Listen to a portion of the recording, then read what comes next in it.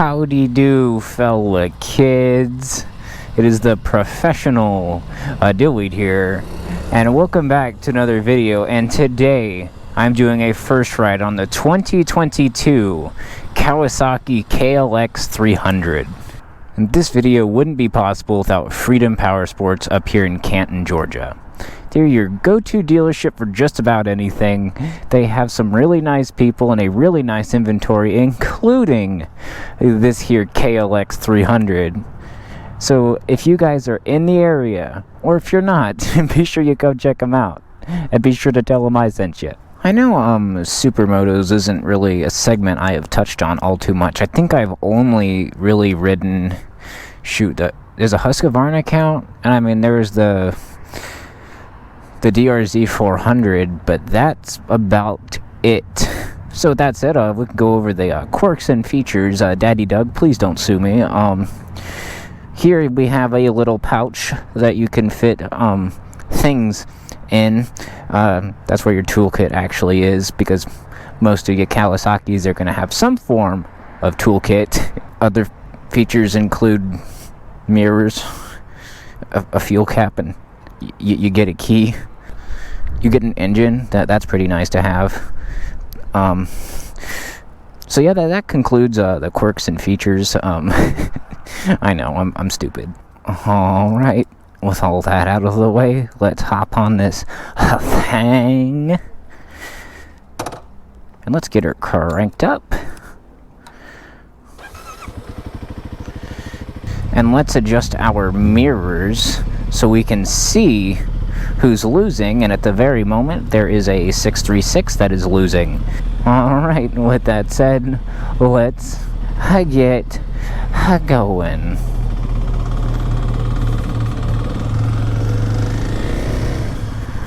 But right off the bat, it is a relatively tall bike.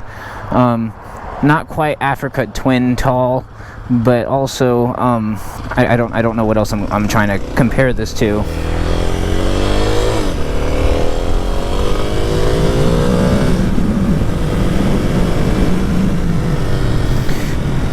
But yeah, it is definitely not short. Coming up here to a stoplight, I was about to see if I could flat-foot it, but of course, anytime you try to do anything at a red light, it's going to turn green. But anytime you need it to be green, it's gonna turn red, because that's just how it be. You might be wondering, geez, what are you doing there in the Popeyes? Well, you see, I was actually turning around because I am a pansy, and I do not actually want to take this out on the interstate. Alright, but then while I'm here at a red light, I can kind of flat-foot it on both sides, but that's questionable.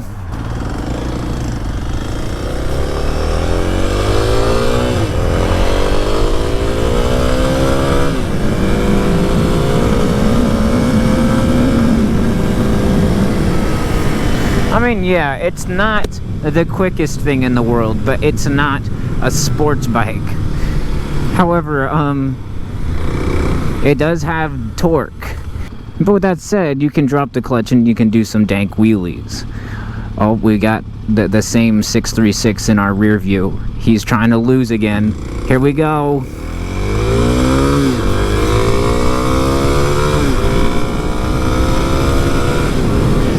Oh, I just took him to Gapplebee's. I know, you guys aren't amused. But as far as specs go, have I already forgotten the specs? All that I saw, that it has about 33 horsepower. Sure, that doesn't sound like a lot, but then again, it is a 300. And, well, this isn't a sports bike. Oh, does he want a rematch? Round 3? Oh, we have another competitor. Can you not be playing copyrighted music right now? That would be classy.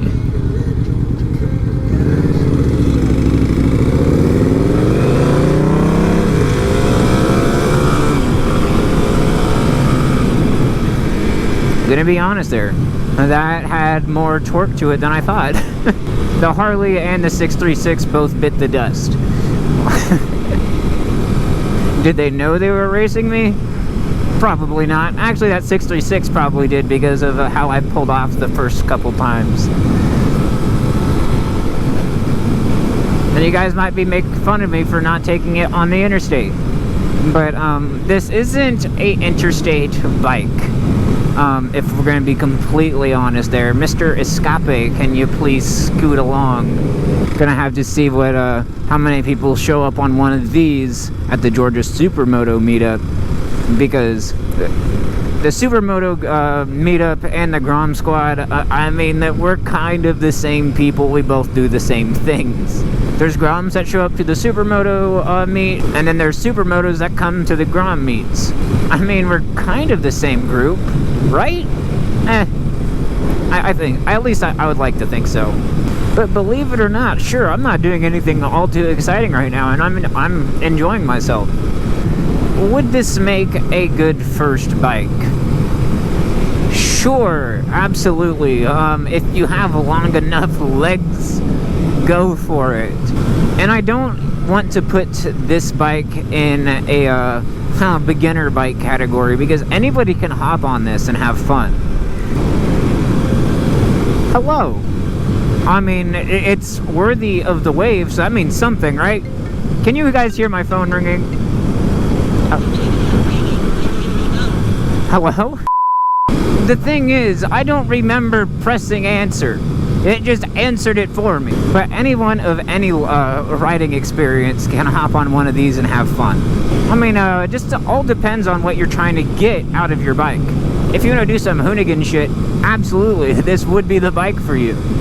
Out of the box, it does have street tires, so you are fairly limited there. But sure, that's an easy fix. But if this is something you are potentially considering on getting for a first bike, one thing to take note of, I know it was helpful for me as a beginner rider whenever I was a gear indicator, which we don't got one of those. However, you do have a clock. I think I would rather have a gear indicator than a clock. Is that just me? I mean, because I can just do this number right here.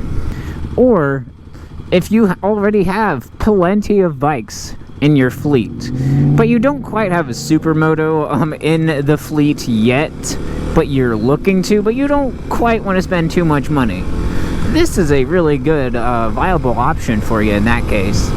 If I was to try to choose one or the other, I think I would probably go with this. Sure, I know the DRZ has owned the market for these for the longest time, but these are starting to get a little hot. The KLXs at least. Alright, I have been on this bike for maybe, what, 10 to 15 minutes? And my butt is starting to get a little uncomfortable, so I know riding this for an extended period of time could tend to get a little uncomfortable. But my ride is starting to come to an end. Turn signal engaged. Alright, ghost mode engaged. Okay. Ooh, that is kind of a big step off. Turn signal mode is still engaged. There we go. Alright. I enjoyed it more than I thought I would. And they were like, hey, you should try that out. And I was like, I don't know. But turns out I liked it more than I thought I would. Would I get one of these? Not immediately. There's a few other bikes I would choose over this. But whenever I do decide I do want to get into this Supermoto segment, this is actually what I would go for over the DRZ.